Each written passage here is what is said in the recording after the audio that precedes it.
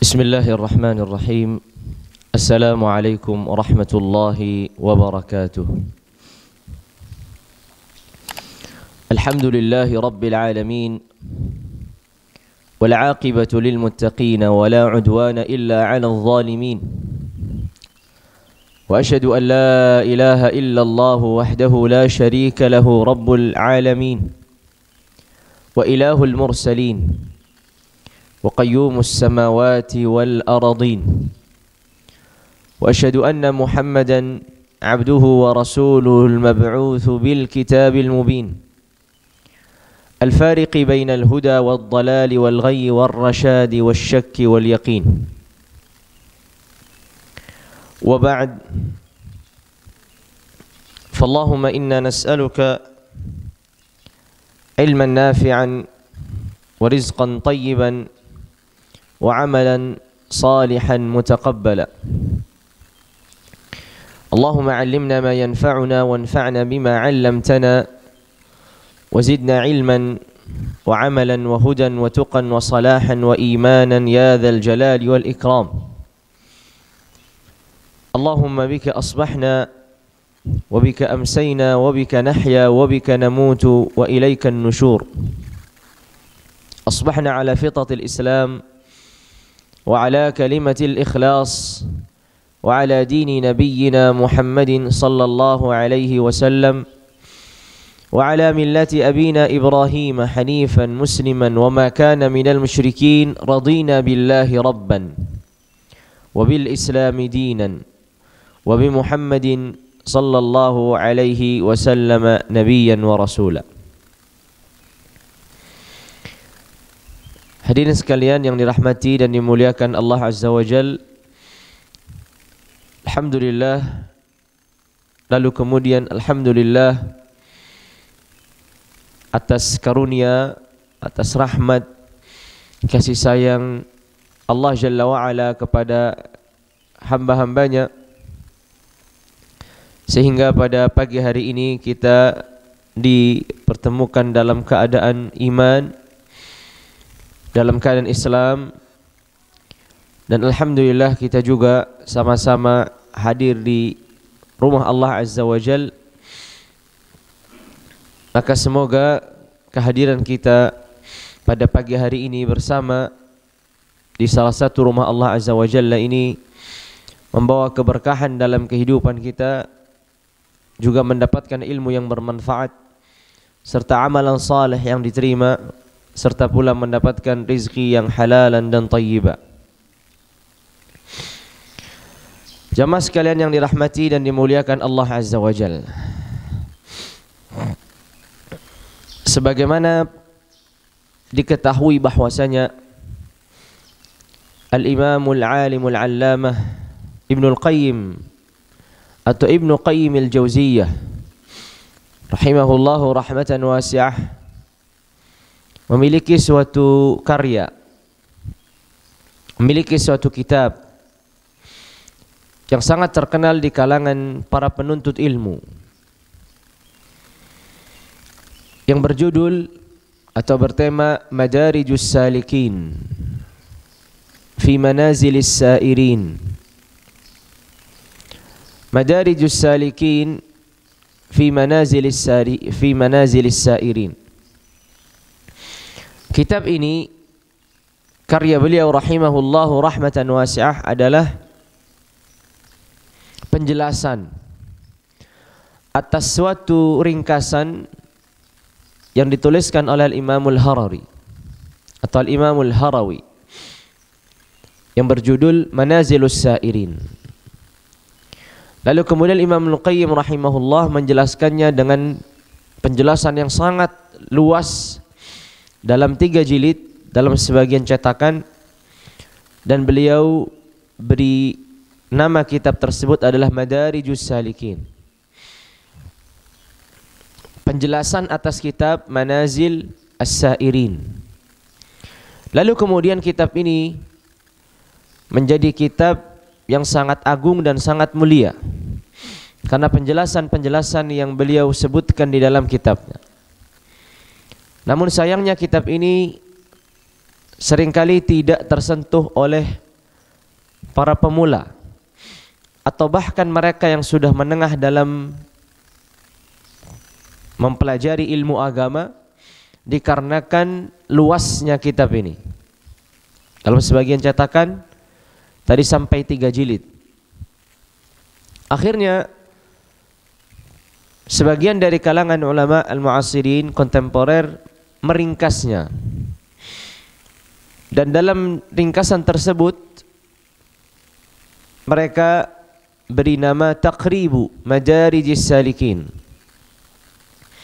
Namun ternyata ringkasan ini yang tadinya dari 3 jilid mereka ringkas menjadi 700 sekian halaman. Tentu ini masih besar, perlu ringkasan lagi. Lalu kemudian diringkas lagi oleh beberapa ulama dari kalangan ulama al-mu'asirin atau ulama kontemporer, yang ringkasan ini akhirnya disebut dengan al-iksir. Iksir inilah artinya suatu ramuan. Suatu ramuan. Intinya itulah kitab yang akan kita gunakan insyaallah azza wa jalla sebagai pedoman dalam kajian-kajian tazkiyatun nafsi yang kita sudah mulai beberapa waktu. Namun agar membiasakan diri kita untuk merujuk atau membaca kitabnya para ulama rahimahumullahu tabaraka wa taala, agar pembahasannya tidak melebar, maka kitab inilah yang kita jadikan pedoman. Kitab yang berjudul Al-Iksir. Kitab Al-Iksir ini ringkasan dari Taqrib Madarij As-Salikin. Taqrib Madarij As-Salikin ini ringkasan dari kitab Madarij As-Salikin. Dan Madarij As-Salikin ini adalah suatu penjelasan yang luas dari satu matan atau satu ringkasan yang berjudul Manazilus Sairin. Apapun itu, kitab Al-Iksir yang diberi judul Al-Iksiru Khulasatu A'malil Qulubi min Madarijis Salikin Ibnul Qayyim. Al-Iksir ini adalah khulasah, suatu kesimpulan-kesimpulan tentang amalan-amalan hati yang diambil dari kitab Madarij As-Salikin karyanya Al-Imam Ibnul Qayyim atau Ibnu Qayyim Al-Jauziyah rahimahullahu rahmatan wasi'ah. Dan kalimat al-iksir sendiri berarti suatu ramuan. Suatu ramuan yang mungkin para penulisnya ingin menjadikan ramuan ini sebagai obat dari beragam problem atau masalah yang dimiliki setiap orang di dalam jiwa ataupun hatinya.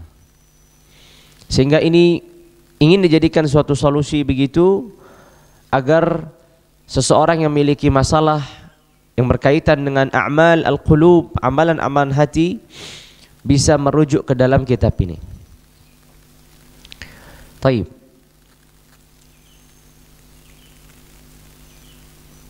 Para penulis kitab Al-Iksir, karena yang meringkas ini bukan hanya satu penulis, ada beberapa yang bekerja sama dalam meringkas kitab ini dan menghasilkan kitab Al-Iksir. Mulai kata-kata mereka setelah membukanya dengan hamdalah, salawat, kemudian 2 kalimat syahadah, yang juga di 2 kalimat syahadat ini mengisyaratkan tentang keagungan Al-Quranul Karim ketika Allah Azza wa Jalla menurunkannya kepada hamba-hambanya. Lalu kemudian beliau mengatakan qala wa ba'du falamma kana kamalul insani innama huwa bil ilmi an-nafi'i wal 'amalis salih kama qala ta'ala wal 'asri innal insana lafi khusr illa alladhina amanu wa 'amilus salihati wa tawasaw bil haqqi wa tawasaw bis sabr kana haqiqan bil insani ay yunfiqa sa'ati 'umrihi bal anfasihi fima yanalu bihi al matalib al 'aliyah wa yakhlusa bihi min al khusran al mubin. وليس ذلك إلا بالإقبال على القرآن وتفهمه وتدبره واستخراج كنوزه وإثارة دفائنه وصرف العناية إليه والعكوف بالهمة عليه فإنه الكفيل بمصالح العباد في المعاش والمعاد والموصل لهم إلى سبيل الرشاد. Di kitab Al-Iksir ini dijelaskan bahwasanya sempurnanya seorang manusia itu dengan al-ilmu nafi' dan al-amalus salih. Sempurnanya seorang manusia itu dengan ilmu yang bermanfaat dan amalan yang saleh. Sebagaimana Allah Azza wa Jalla berfirman di surat Al-Asr, "Innal insana lafi khusr." Sesungguhnya manusia dalam keadaan rugi. Bagaimana seorang manusia menyempurnakan dirinya? Illal ladzina amanu wa 'amilus salihati wa tawasaw bil haqqi wa tawasaw bis sabr. Yang dalam pengecualian itu adalah khulasahnya atau ringkasnya adalah al-ilmu nafi' wal 'amalus salih. Ilmu yang bermanfaat dan amalan yang saleh. Maka karena inilah yang menjadi modal agar seorang manusia itu sempurna, sehingga sudah selayaknya, sudah sepantasnya seorang hamba Allah Azza wa Jalla, seorang manusia itu menghabiskan usianya, bahkan nafas-nafasnya dalam mencari hal-hal yang mulia, yaitu ilmu yang bermanfaat dan amalan yang saleh. Ilmu-ilmu yang paling bermanfaat dan amalan-amalan yang paling mendekatkan dirinya kepada Allah Jalla wa'ala. Karena kita mengetahui bahwasanya al-ilmu nafi', ilmu yang bermanfaat itu juga memiliki tingkatan. Ilmu yang bermanfaat itu memiliki tingkatan. Sebagaimana juga amal saleh itu juga memiliki tingkatan. Salat tidak sebagaimana siyam, tidak sebagaimana zakat, tidak sebagaimana haji, dan seterusnya. Membaca Al-Quran tidak sebagaimana membaca Al-Quran beserta tafsirnya. Tidak sebagaimana membaca Al-Quran beserta tafsirnya lalu mentadabburi dan merenunginya. Maka tingkatan-tingkatan ini adalah tingkatan yang banyak sekali dalam ilmu yang bermanfaat ataupun amal saleh. Sehingga karena bagi seorang manusia menyadari keterbatasannya usia, keterbatasannya waktu tinggal di dunia ini, maka bagaimana ia berupaya untuk mendapatkan ilmu yang bermanfaat dan amalan yang saleh. Tapi bukan sampai di situ saja, tapi ia berusaha untuk mendapatkan ilmu yang paling bermanfaat dan amalan saleh yang paling mendekatkan dirinya kepada Allah. Karena bukan hanya sebatas yang penting mendapatkan ilmu yang bermanfaat, dan bukan hanya sebatas yang penting mengerjakan ilmu amalan yang saleh. Kalau hanya sebatas mendapatkan ilmu yang bermanfaat dan mengerjakan amal yang saleh, itu tingkatannya banyak. Banyak dari manusia itu adalah tujuannya. Tapi sedikit dari mereka yang berupaya untuk mendapatkan ilmu yang paling bermanfaat dan mengetahui bagaimana caranya mendapatkan amalan yang paling mendekatkan diri seorang manusia kepada Allah Jalla wa'ala. Tentu Al-Imam Al-Qayyim rahimahullah di kitabnya Madarij As-Salikin menjelaskan tentang perbedaannya para ulama rahimahumullahu tabaraka wa ta'ala tentang apa itu ilmu yang paling bermanfaat dan apa itu amalan saleh yang paling mendekatkan diri seorang hamba kepada Allah Jalla wa'ala. Penjelasan yang panjang, perbedaan yang luas antara satu pendapat dengan pendapat yang lainnya. Tapi bukan di sini tempatnya untuk menguraikan berbagai macam pandangan yang disebutkan oleh beliau rahimahullahu tabaraka wa ta'ala di kitabnya Madarijis Salikin. Namun beliau menegaskan bahwasanya ilmu yang bermanfaat dan amalan saleh, ilmu yang bermanfaat dan amalan saleh atau ilmu yang paling bermanfaat, begitu juga amalan yang paling mendekatkan diri seorang hamba kepada Allah, itu sumbernya adalah Al-Quranul Karim. Itu sumbernya adalah Al-Quranul Karim. Karena apabila kita mempelajari ilmu agama ini, maka ilmu agama ini pada akhirnya ilmu agama ini pada akhirnya akan berakhir pada qala Allahu qala rasuluhu. Al-ilmu qala Allahu qala rasuluhu qala as-sahabatu hum ulul irfani.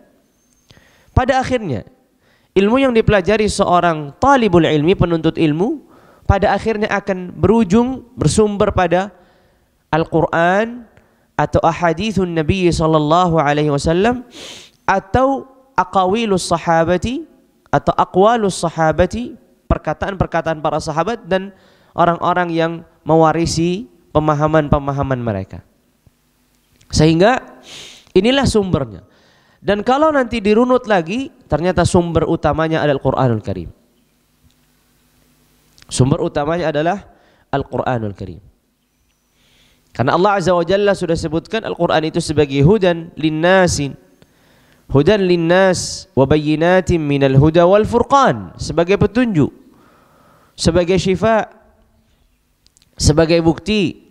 Maka sehingga kata beliau rahimahullahu rahmatan wasi'ah, hendaknya seorang yang sudah menyadari bahwasannya ia memiliki usia yang terbatas, waktu yang terbatas untuk memaksimalkan dirinya dalam kembali kepada Al-Quranul Karim, mentadaburinya, membaca tafsirnya, mengambil pelajaran-pelajarannya, mengambil ilmu yang bermanfaat darinya, kemudian amalan-amalan saleh yang disebutkan Allah Jalla wa'ala dalam Al-Quran Al-Karim.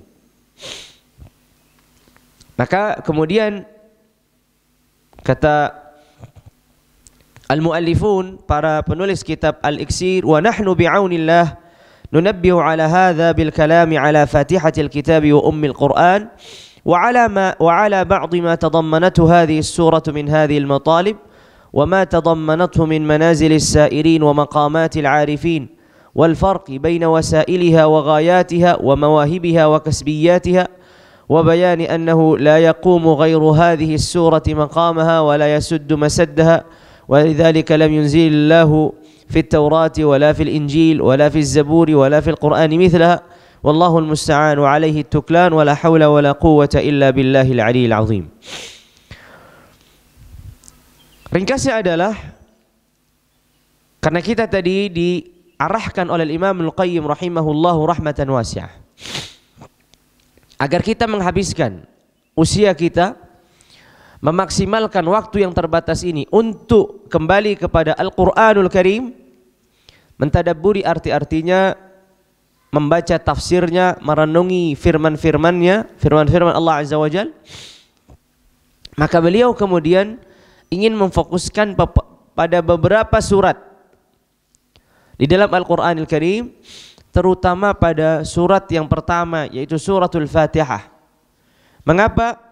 Karena disebutkan dalam sabda Nabi SAW bahwasanya suratul Fatihah ini adalah satu surat yang tidak ada serupanya di dalam Taurat, tidak pula dalam Injil, tidak pula dalam Zabur, tidak pula dalam Al-Quran. Suratul Fatihah ini tidak ada yang serupa dengannya, bahkan sekalipun di dalam Al-Quran Al-Karim. Itu menunjukkan bahwasanya suratul Fatihah ini termasuk surat yang paling mulia di dalam Al-Quranil Karim. Sehingga disitulah pintu Al-Imam Al-Qayyim rahimahullahu rahmatan wasi'ah membuka kitabnya Madarijus Salikin melalui surat Al-Fatihah. Kata beliau atau ringkasan dari kitab Madarijus Salikin, beliau mengatakan, i'lam anna hadhihi surata ishtamalat ala ummahatil matalibil aliyati atamma ishtimal wa tadammanatha akmala tadammunin fashtamalat ala at-ta'rifi bil ma'budi tabaraka wa ta'ala bi thalathati asma' marji'ul asma'il husna was sifatil ulya ilayha wa madaruha 'alayha wa hiya Allahu war Rabbu war Rahman. وبنيت السورة على الإلهية والربوبية والرحمة إياك نعبد مبني على الإلهية وإياك نستعين على الربوبية وطلب الهداية إلى صراطه المستقيم بصفة الرحمة والحمد يتضمن الأمور الثلاثة فهو المحمود في إلهيته وربوبيته ورحمته والثناء والمجد كمالان لحمده. Ketahuilah bahwasanya Suratul Fatihah di dalamnya terkandung hal-hal yang mulia, dalam kandungan yang sangat sempurna. Karena di dalam surat Al-Fatihah ada pengenalan tentang Allah Jalla wa'ala. Di dalam surat Al-Fatihah,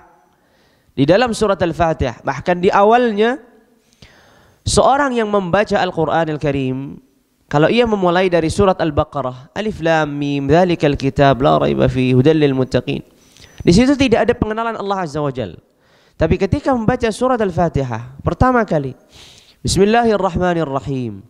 Alhamdulillahi Rabbil Alamin. Ar-Rahmanir-Rahim. Maliki Yaumiddin. Dan itulah tujuan seorang hamba dalam kehidupan ini, yaitu mengenal Allah Azza wa Jalla. Tujuan kita ketika seorang itu beribadah kepada Allah, bagaimana mungkin seorang itu akan sempurna peribadatannya ketika ia tidak mengenal Rabbnya? Bagaimana seorang hamba akan tunduk, patuh, mencintai Rabbnya tanpa ia mengenalinya?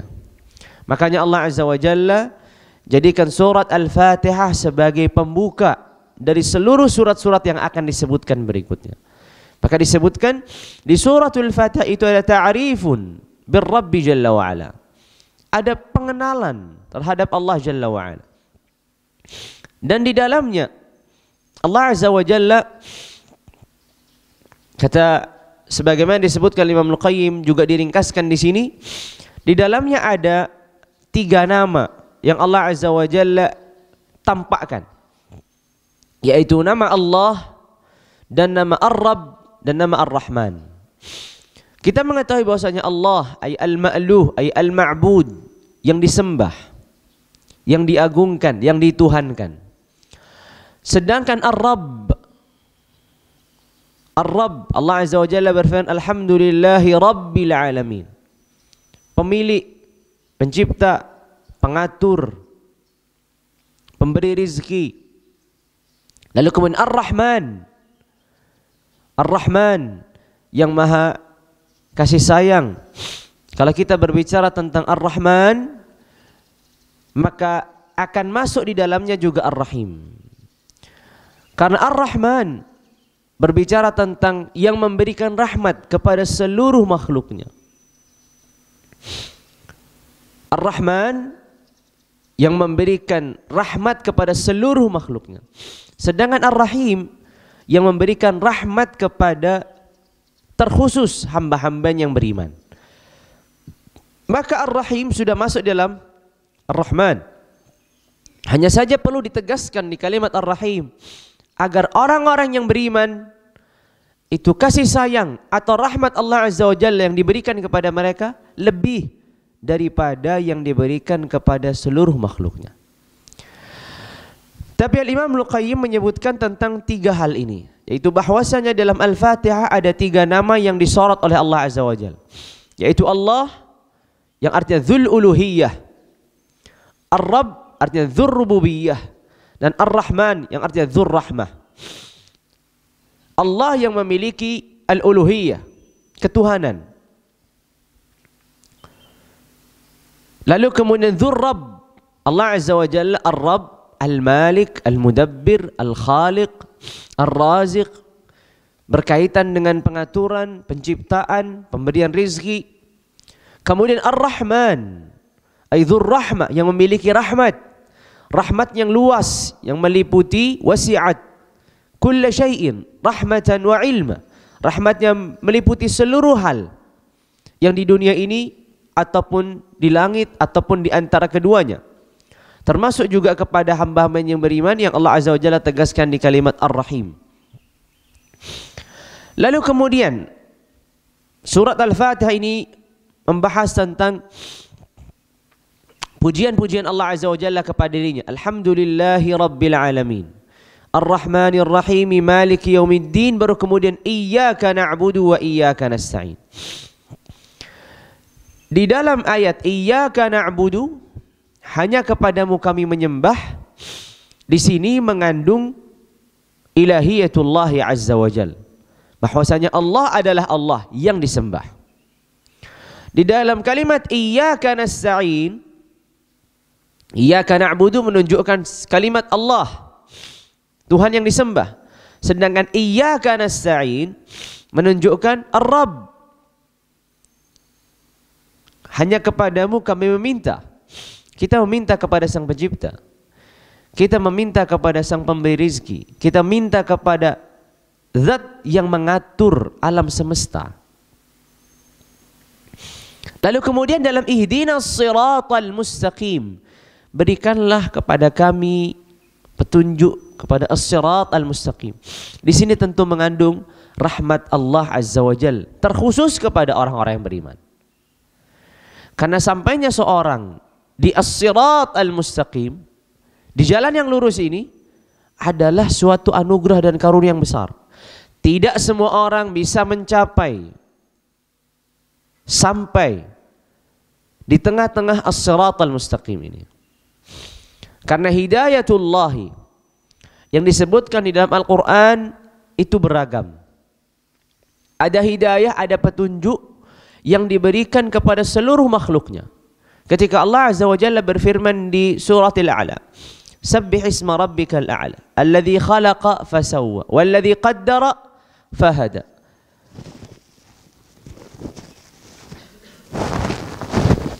Yang artinya adalah, walladhi qaddara fahada. Apa arti fahada? Memberikan hidayah, petunjuk. Petunjuk apa? Petunjuk apa? Huda. Apa itu huda? Petunjuk apa? Petunjuk bagi seluruh makhluknya.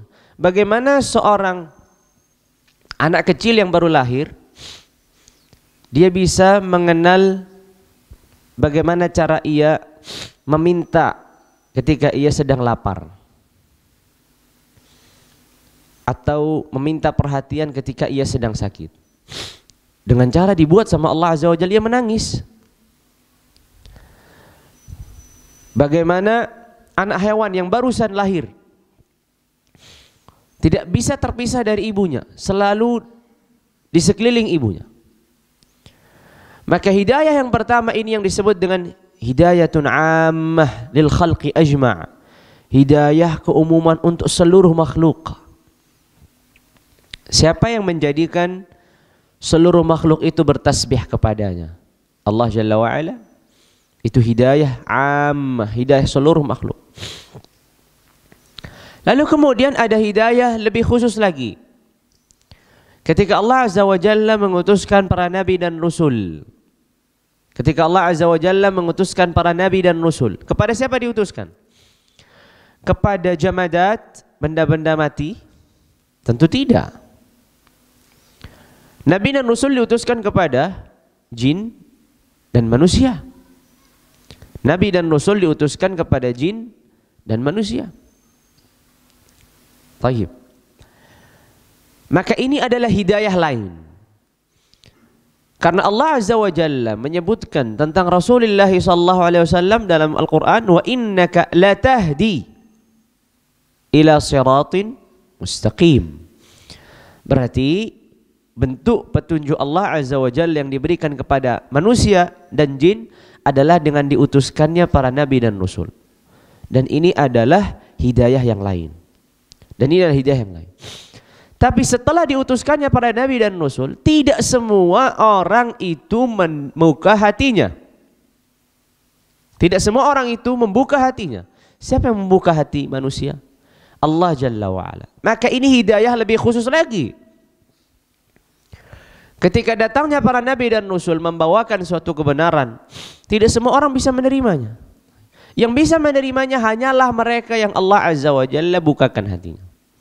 Disitulah Allah Azza wa Jalla menafikan hidayah ini atas nabinya. Karena Rasulullah SAW hanya diberi kekuasaan untuk memberikan petunjuk.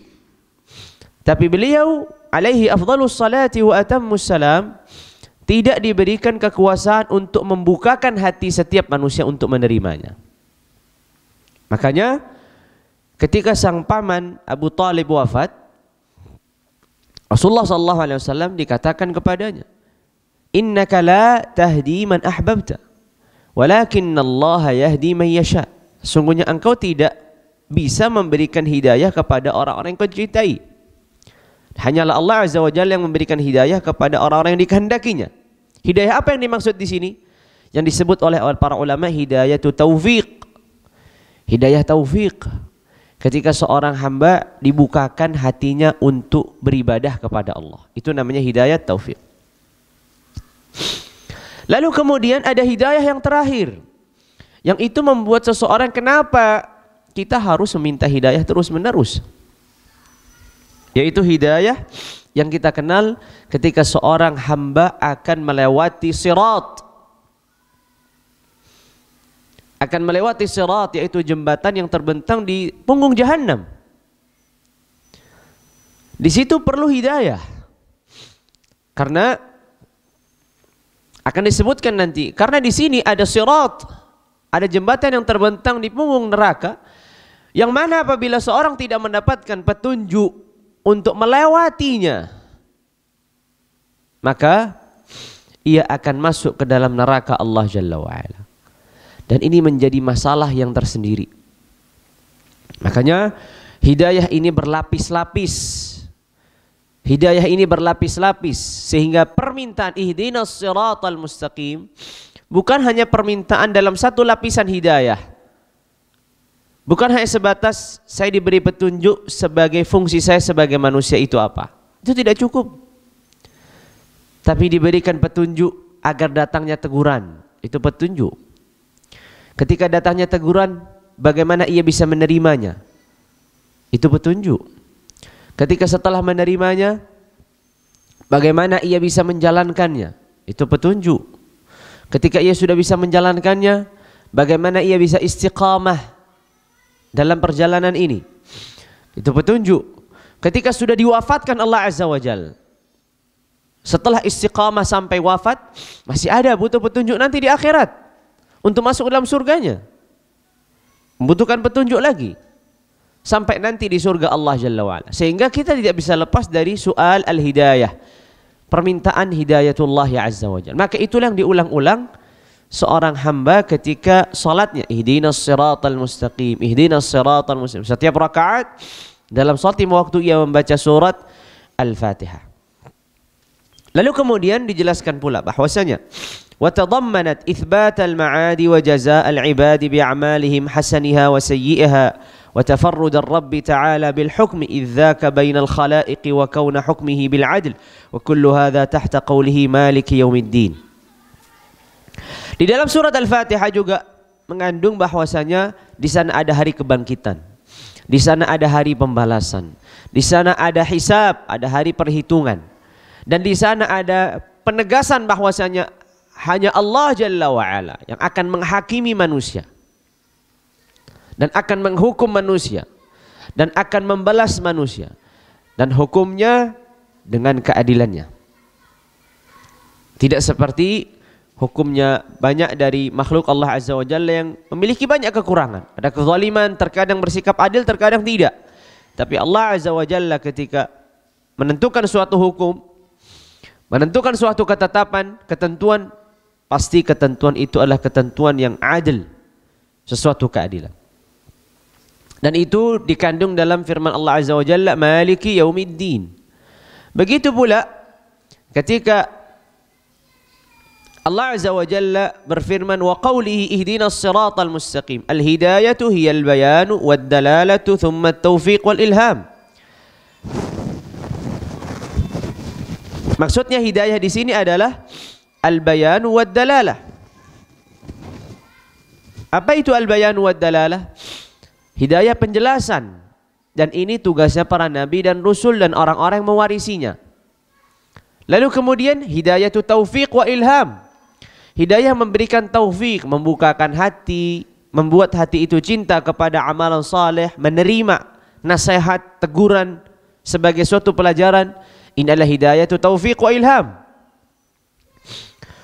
قال ومن هنا يعلم اضطرار العبد إلى هذه الدعوة فوق كل ضرورة وبطلان سؤال من يقول إذا كنا مهتدين فكيف نسأل الهداية فإن المجهول لنا من الحق أضعاف المعلوم وما لا نريد فعله تهاونا وكسلا مثل ما نريده أو أكثر منه أو دونه وما لا نقدر عليه مما نريده كذلك وما نعرف جملته ولا نهتدي لتفاصيله فأمر يفوت الحصر ونحن محتاجون إلى الهداية التامة فمن كملت له هذه الأمور وكان سؤال الهداية له سؤال التثبيت والدوام. Kata beliau, dari sini kita mengetahui seperti yang ditegaskan tadi. Dari sini kita mengetahui bahwasanya apa yang dikatakan sebagian orang, mengapa kita harus meminta petunjuk setelah kita mendapatkan petunjuk? Maka jawabannya adalah kehidupan kita di dunia ini banyak yang lebih kita tidak mengetahuinya ketimbang yang kita ketahuinya. Yang tidak kita ketahui, kita butuh petunjuk untuk mengetahuinya. Kehidupan di dunia ini lebih banyak hal-hal yang tidak kita ketahuinya daripada hal-hal yang kita mengetahuinya. Taib. Hal-hal yang tidak kita ketahuinya, kita memerlukan petunjuk untuk mengetahuinya. Setelah kita mengetahuinya, terkadang pengetahuan kita ini terbatas. Padahal di dalamnya mungkin ada rincian-rincian yang sangat luas. Kalaulah kemudian rincian-rincian ini juga kita sudah ketahuinya, maka kita masih memerlukan lagi bagaimana kita teguh, bagaimana kita menetap, bagaimana kita istiqamah di atas pengetahuan ini. Maka sehingga tidak ada akhirnya permintaan hidayah itu kepada Allah. Karena kalau kita mengetahui manusia sampai wafatnya pun, kalau ditanya yang diketahui lebih banyak ataukah yang tidak diketahui, maka jawabannya yang tidak diketahui lebih banyak daripada yang diketahui. Itu artinya petunjuk untuk yang tidak diketahuinya masih diperlukan sampai Allah Azza wa Jalla wafatkan. Kalau Allah sudah wafatkan, maka selesai. Karena sudah tidak ada lagi taklif, tidak ada lagi tanggung jawab untuk meminta apapun. Kemudian beliau menjelaskan bahwasanya lil hidayati martabatun ukhra wa hiya akhiru maratibnya. Beliau menjelaskan hidayah itu bukan hanya sebatas di dunia ini saja. Masih ada tingkatan hidayah yang paling terakhir. Yang tadi disebutkan wahiyal hidayatu yaumal qiyamati ila tariqil jannah. Ini adalah hidayah, petunjuk yang membuat seseorang itu sampai ke dalam surga.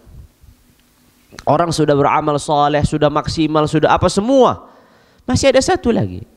Hidayah yang menyampaikannya dia ke surga itu. Karena kita mengetahui ternyata banyak orang yang beramal saleh, amalnya tidak diterima. Nampaknya dia sudah beramal saleh dengan maksimal, ternyata amalnya tidak diterima. Karena berbagai macam kondisi, keadaan, mungkin juga penyakit-penyakit yang menyertai amalan-amalan ini, sehingga amalnya tidak diterima.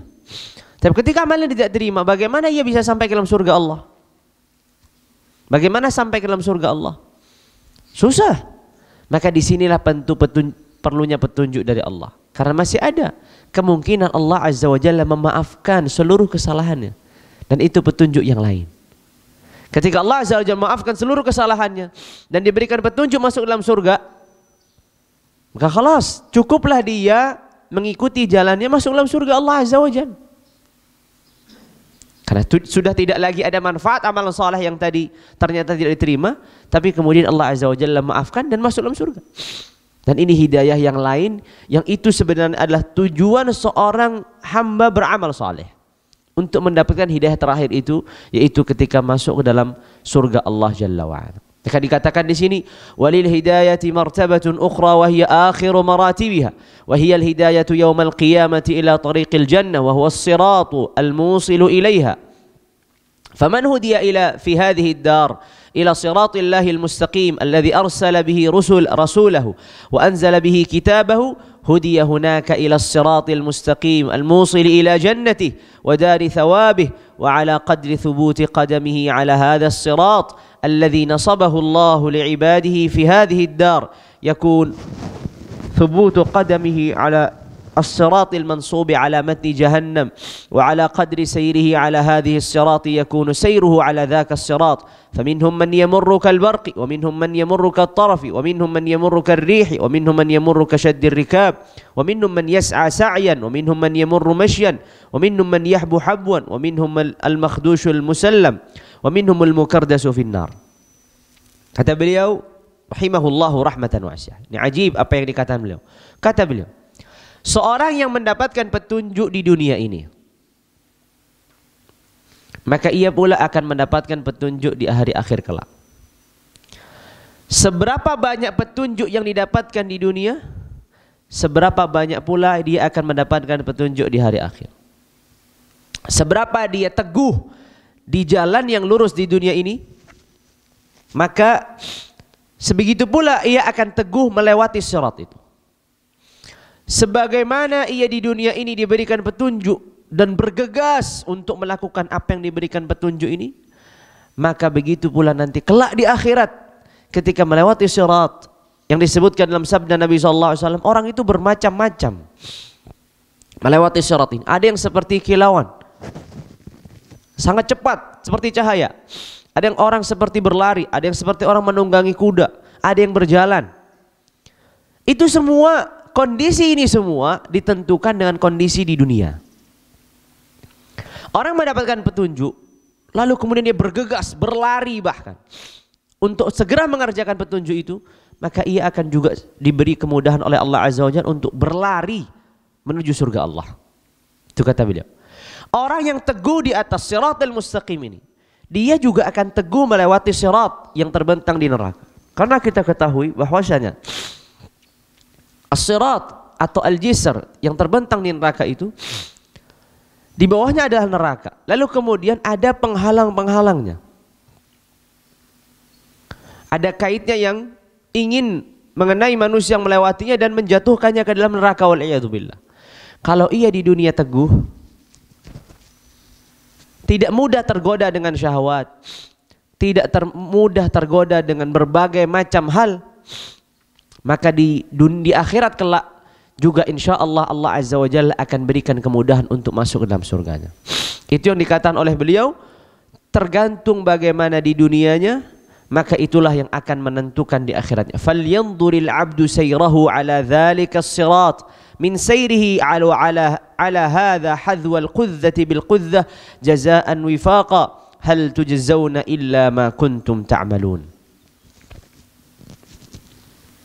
Maka hendaknya seorang hamba itu melihat dirinya tentang kehidupannya di dunia ini sampai di mana. Apakah hidayah yang Allah berikan padanya sudah benar-benar ia bergegas untuk mengerjakannya, melaksanakannya, atau dia bermalas-malasan, atau dia berdatangnya itu dengan setengah hati, atau dia berdatangnya dengan bergegas tapi masih kurang laju. Maka itu semua akan menentukan kelak nanti ketika ia akan melewati sirat. Karena melewati sirat yang Allah Azza wa Jalla gambarkan atau Rasulullah SAW gambarkan sirat atau yang terbentang di neraka ini, adaqqu minasy'ari wa ahaddu minasayfi. Lebih tipis daripada rambut dan lebih tajam daripada pedang. Taib, jembatan atau jalan yang kondisinya demikian, bagaimana orang mampu melewatinya? Dia lebih tipis daripada rambut dan lebih tajam daripada pedang. Kalau orang yang tidak diberi petunjuk oleh Allah Azza wa Jalla untuk melewatinya, maka sangat susah untuk melewatinya. Orang yang seperti cahaya tadi, maka seakan-akan setengah terbang, kan begitu. Seakan-akan tidak melewati itu menapaknya. Orang yang berlari kencang juga tidak akan terasa itu semua. Tapi bagaimana orang yang berjalan? Lalu bagaimana orang yang merangkak? Semakin orang lambat melampaui sirat ini, maka kemungkinannya juga semakin besar untuk jatuh di neraka. Karena dengan sifat-sifat yang seperti ini, maka sifat-sifat yang berat. Sifat yang Rasulullah SAW sabdakan, sirat itu adaqqu minasy-sya'ri wa ahaddu minas-saif, lebih tipis daripada rambut dan lebih tajam daripada pedang. Ini kan sesuatu yang susah. Kita tidak bisa menggambarkan. Seseorang saja kalau di antara tebing lalu kemudian di bawahnya jurang, lalu diberikan satu jembatan yang itu tali saja, bagaimana dia akan melewatinya? Semakin dia bisa berlari kencang, akan semakin mudah untuk sampai. Tapi semakin dia lahan, pelan-pelan, kemungkinan besarnya untuk jatuh itu semakin besar. Maka di sini taufik Allah Azza wa Jalla sangat diperlukan ketika seorang melewati sirat ini menuju surga Allah Jalla wa Ala. Inilah yang beliau jadikan sebagai muqaddimah, pendahuluan dari surat Al-Fatihah ini yang mengandung hidayah tadi. Dan ternyata hidayah Allah Azza wa Jalla tidak hanya terbatas dengan satu lapisan, tapi ada lapisan-lapisan yang lain. Dan lapisan ini kita menyadari bahwa tidak mungkin seseorang mendapatkan seluruh hidayah yang Allah Azza wa Jalla berikan kepada seluruh manusia. Ada batasannya. Sehingga seorang sadar bahwasanya apa yang didapatkannya itu masih belum maksimal dan terus memerlukan untuk diminta dari Allah Jalla wa Ala, agar kemudian nanti maksimalnya ketika ia mendapatkan hidayah di surga Allah Jalla wa Ala mampu melewati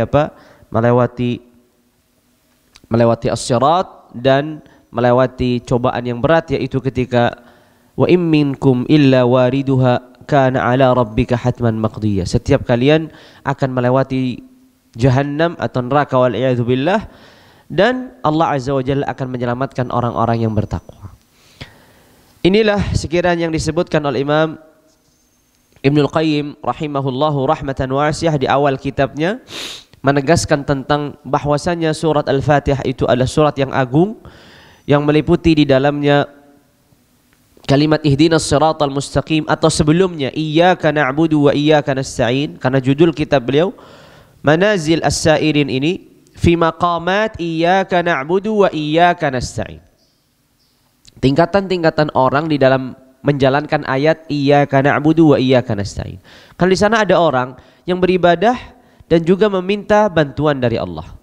Ada juga yang tidak beribadah, tidak minta bantuan dari Allah.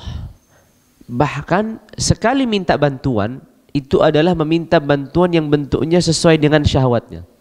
Dan itu yang dilakukan iblis. Iblis ini tidak mau sujud kepada Adam, berarti tidak mau beribadah. Tapi ia meminta apa? Meminta apa iblis? Meminta untuk diberikan kekekalan. Ya kan? Apa yang diminta iblis ini pertanyaannya? Kekekalan ini sesuai dengan syahwatnya, sesuai dengan keinginannya. Dia tidak meminta ampunan dari Allah. Dia tidak meminta maaf dari Allah. Dia tidak meminta diberi taufik. Tidak. Satu, tidak beribadah. Dua, dia tidak meminta hal-hal yang baik. Sekali meminta, dia adalah meminta apa yang diinginkan, bukan apa yang diinginkan Allah. Maka ini puncak kehinaan. Maka hati-hati bagi mereka yang ibadahnya kurang. Sekali minta yang diinginkan dari dunia. Itu ada miripnya dengan iblis, la'natullah. Beribadahnya jarang-jarang atau bolong-bolong, tapi sekali meminta, tidak memintanya surga, tidak meminta ampunan, tidak minta hal-hal yang baik untuk di akhirat. Sekali mintanya adalah yang diinginkan dari dunia. Itu sebagaimana iblis tadi. Wal'iyazubillah. Makanya Ibnu Qayyim rahimahullah menjelaskan tingkatan-tingkatan manusia dalam menjalankan iyyaka na'budu wa iyyaka nasta'in, yang beliau sebutkan orang yang paling sempurna adalah orang yang menjalankan ibadatullah, dan dia juga tidak melupakan untuk selalu meminta bantuan dari Allah Azza wa Jalla. Karena peribadatan itu diawali dengan bantuan dari Allah dan juga diakhiri dengan bantuan dari Allah. Gimana? Untuk seseorang melaksanakan ibadah perlu bantuan dari Allah. Setelah selesai melaksanakan ibadah, dia perlu bantuan dari Allah untuk bisa melaksanakan ibadah yang baru. Jadi sebelum dia melaksanakan ibadah, dia perlu bantuan dari Allah. Setelah selesai melaksanakan ibadah, perlu bantuan dari Allah untuk bisa melanjutkan ibadah yang lain. Karena banyak dari manusia, satu ibadah selesai. Tidak ada lagi ibadah yang berikutnya. Maka dikatakan bahwasanya ibadah itu diawali dengan bantuan dan diakhiri dengan bantuan. Tanpa ada permintaan, maka bagaimana bantuan Allah Azza wa Jalla itu akan datang kepada seorang hamba. Itulah yang pada kesempatan pagi hari ini bisa kita bahas, dan insyaallah Azza wa Jalla nanti kita akan lanjutkan pada pertemuan-pertemuan berikutnya biidznillah Azza wa Jalla. Apabila ada kekurangan maka itu dari syaitan dan dari saya, dan ini adalah kitab yang dirujuk adalah kitabnya Imam Ibnu Qayyim rahimahullahu rahmatan wasi'ah yang sudah diringkas, dan insyaallah Azza wa Jalla pada pertemuan-pertemuan yang selanjutnya kita akan melanjutkan tingkatan-tingkatan seorang maqamat atau tingkatan-tingkatan seorang dalam menuju Allah Azza wa Jalla yang disebutkan dalam kitabnya Madarij As-Salikin fi Manazil As-Sairin. Kita cukupkan sampai di sini dan kita tutup dengan kafaratul majlis.